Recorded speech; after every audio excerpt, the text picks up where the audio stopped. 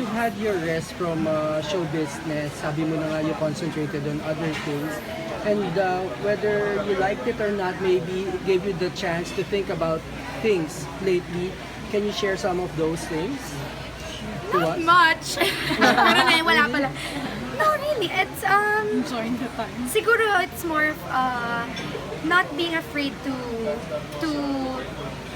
take a step back and say no to certain things. Like for example, kung gagawa ako ng project just for the sake na ma-expose, ayoko na lang mag-yes sa project na hindi naman bagay sa akin.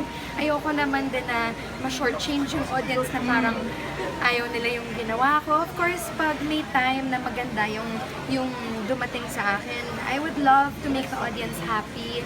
And na-feel ko naman din na merong nakakamiss sa akin. Oo naman. So I'm really happy Oo about naman, ang that. dami mga fans. No, but it's just so nice na yung support ng mga tao, no matter what, na feel ko na nandyan yung mga fans and they will be with me in whatever journey talaga. And I think, it's nice rin na yung mga business na hindi exactly nakikita ng tao, nag-start na rin ako. So, it's a learning experience for me na hindi lang sa entablado yung work, kundi pati na rin yung hindi napapanood really.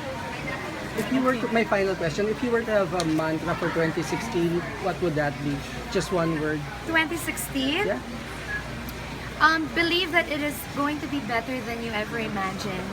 Okay.